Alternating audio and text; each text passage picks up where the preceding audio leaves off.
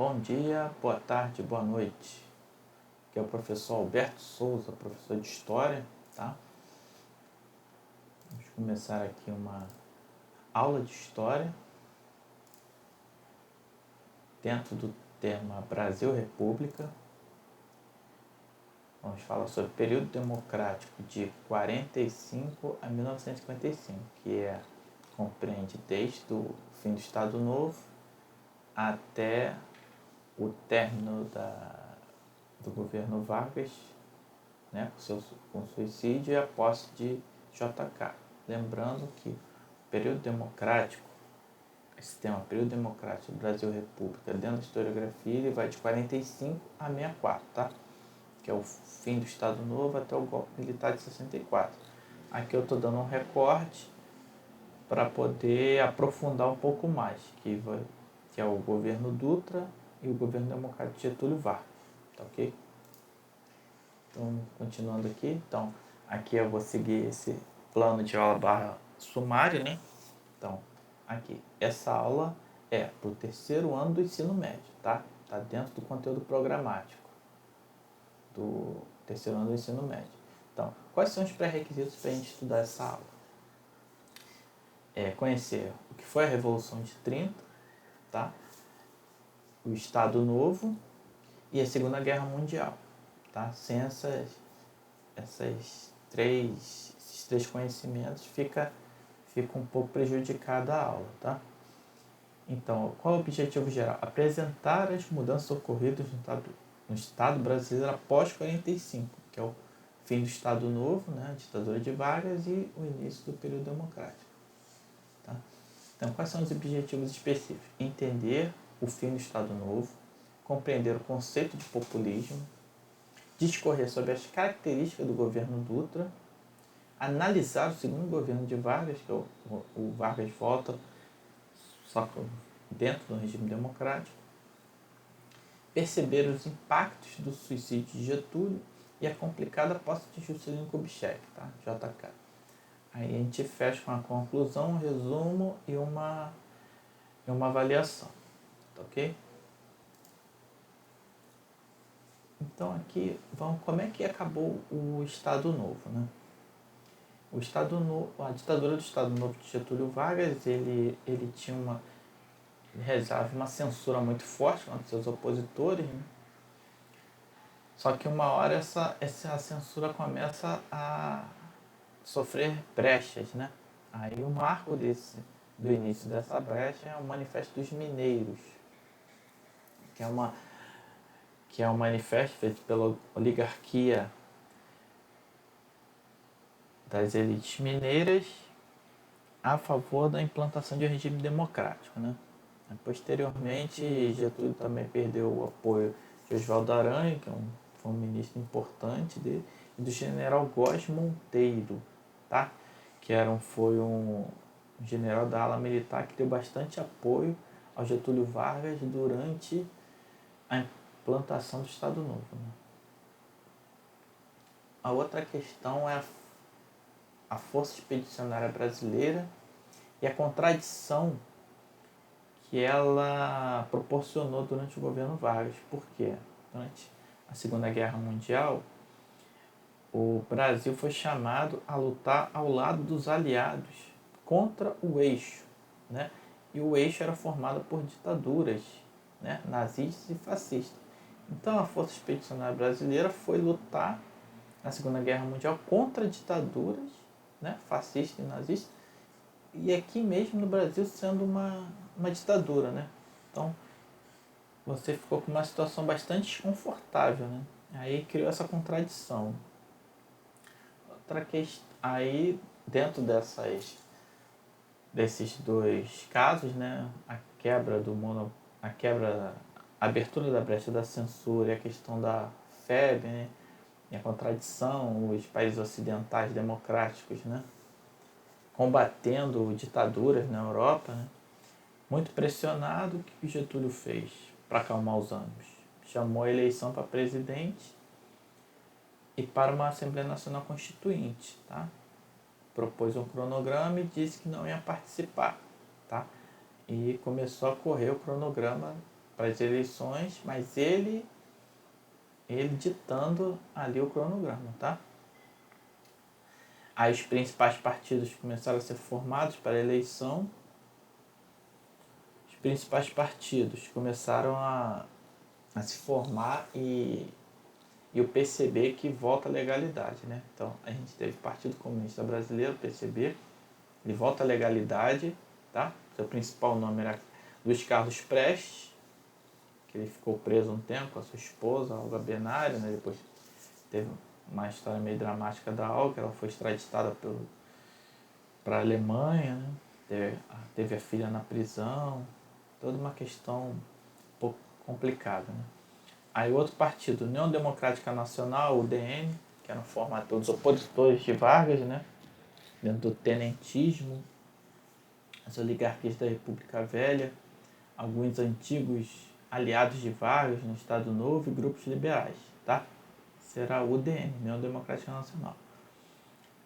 Teve também o Partido Social Democrático, PSD, que ele era composto pela burocracia do Estado Novo, interventores estaduais e ruralistas, tá? E o Partido do Getúlio mesmo, né? PTB, Partido Trabalhista Brasileiro, forma pela classe trabalhadora urbana pelo sindicalismo, tá? Foram os principais partidos.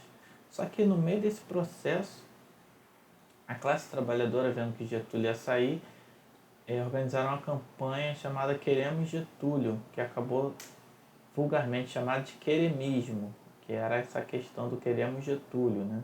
Como a gente pode ver na foto aí. Só que isso foi interpretado como uma tentativa de golpe contra as eleições para presidente e o início do período democrático, né? Então, o general Góes Monteiro, depois Vargas do governo, tá? E continuou o processo para as eleições e para a Assembleia Nacional Constituinte, tá? Aí tem a matéria do jornal ali, deposição do seu Getúlio Vargas pelas Forças Armadas, tá bom? Então, o Estado Novo acabou dessa forma, tá ok?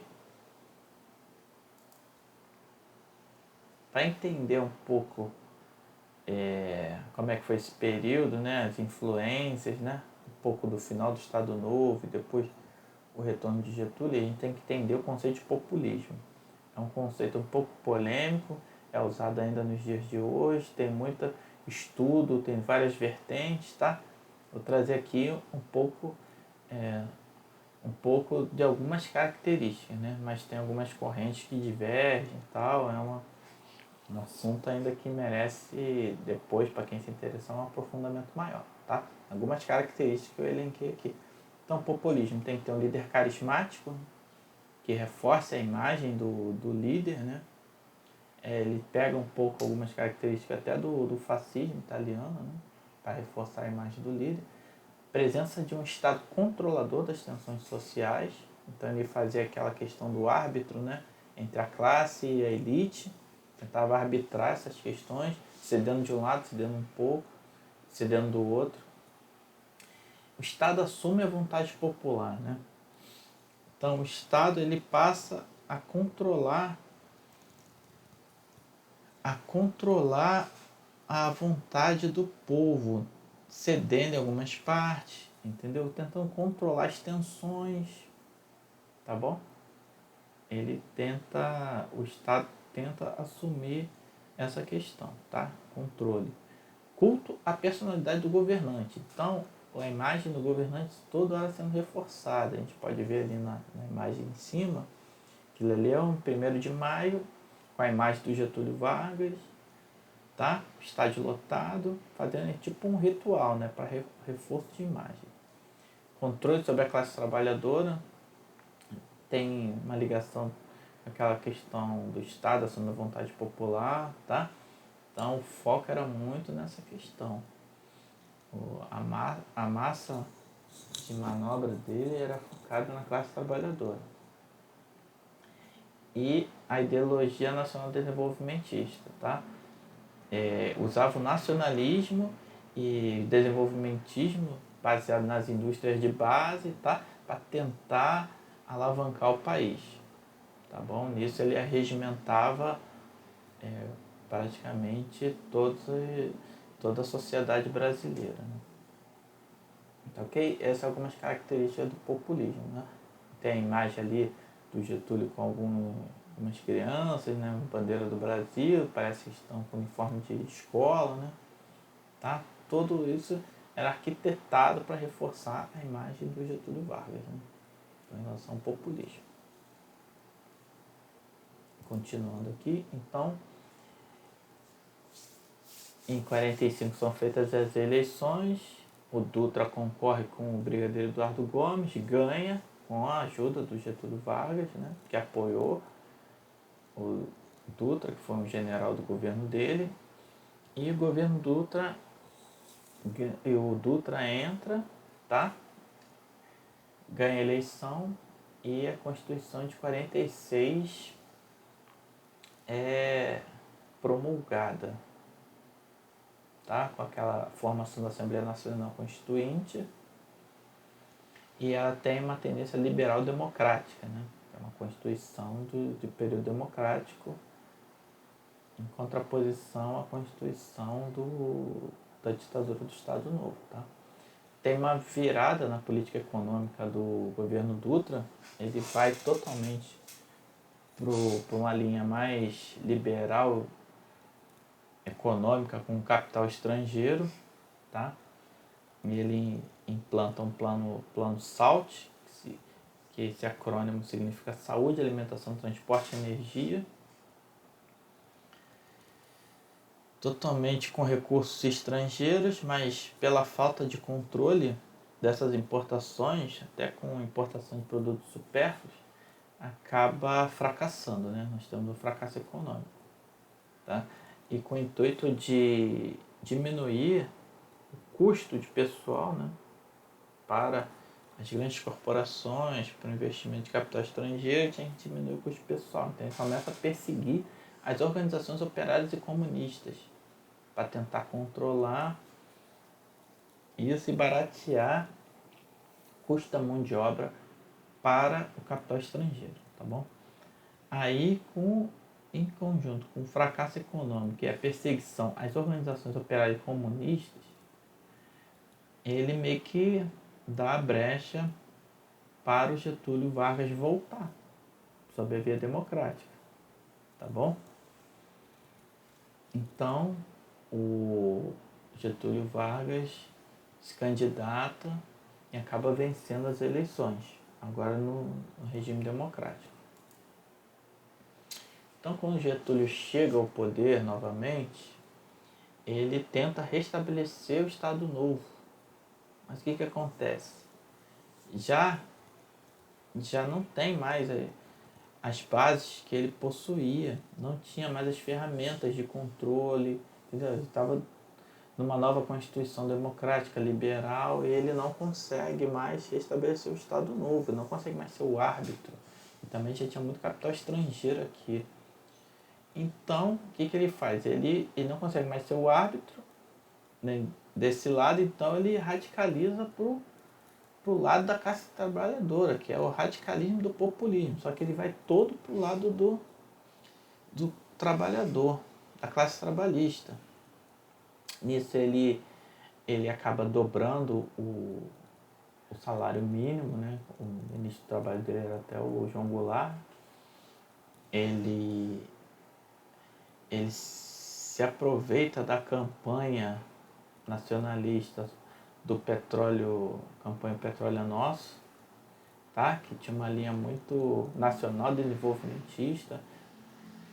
Ele aproveita com isso para ganhar imagem e voto e funda uma companhia estatal para cuidar do petróleo brasileiro, que é a Petrobras, das maiores empresas do Brasil, das maiores petrolíferas do mundo, está até hoje aí como uma estatal brasileira, tá ok? Só que as forças contrárias contra Getúlio ficaram muito fortes, e o ápice dessa oposição dele foi quando houve o atentado contra o maior inimigo do Getúlio, que era o Carlos Lacerda. Só que teve um atentado, né? Teve a questão acabou matando o major aviador, tá?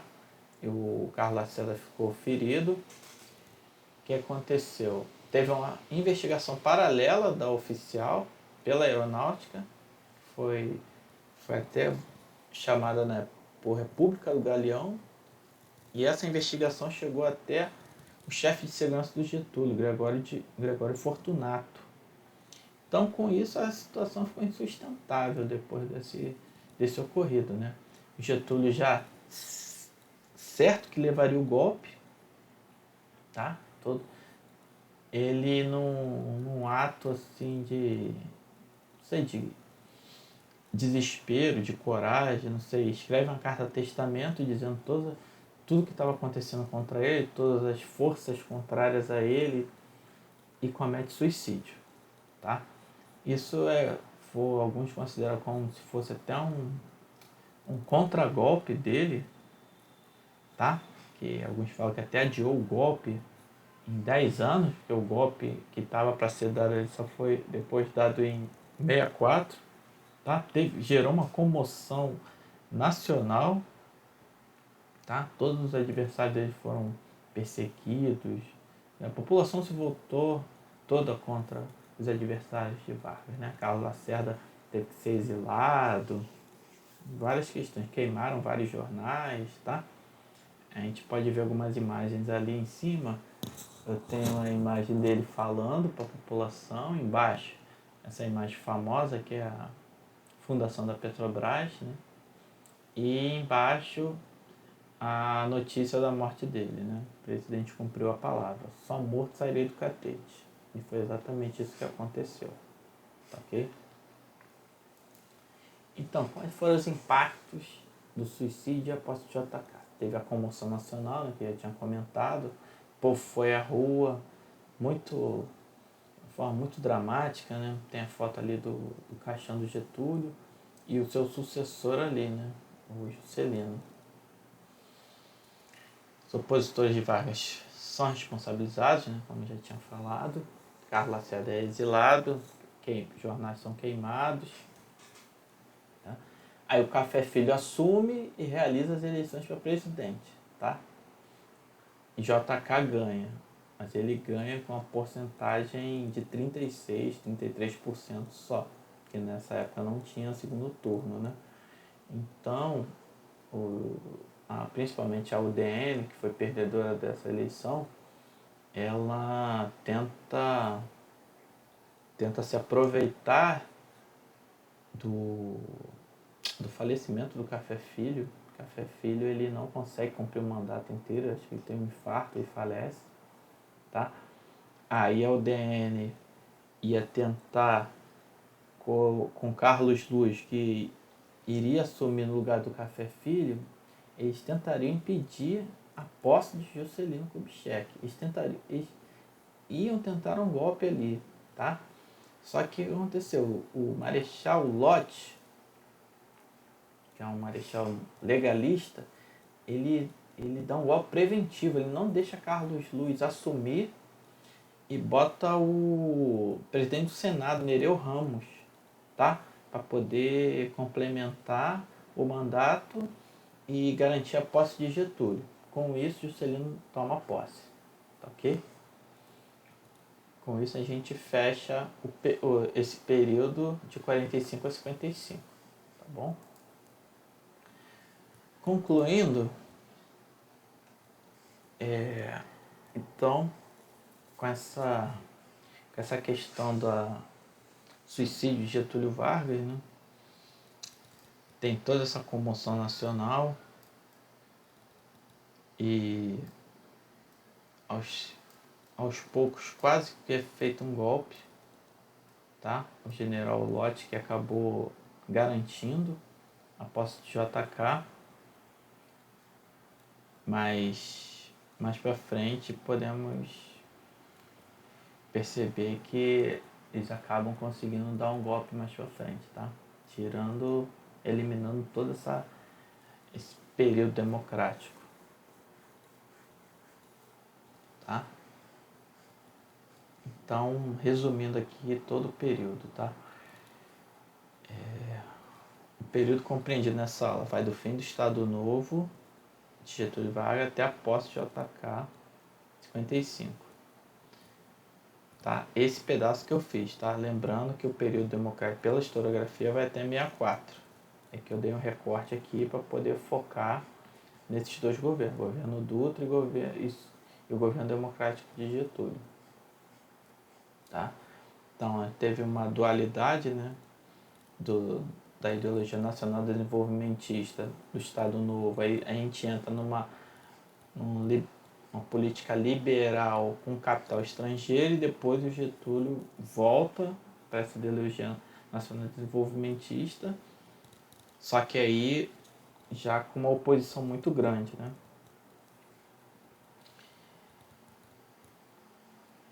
O mesmo não consegue fazer o papel de antigamente, né? Ele tenta restabelecer as bases do Estado Novo, como ele tinha numa ditadura, mas ele não consegue. Então ele radicaliza para o lado da classe trabalhadora, a oposição fica muito forte, tá? Fica insustentável e ele acaba cometendo suicídio, tá? Deixando a carta testamento e adiando o golpe em 10 anos.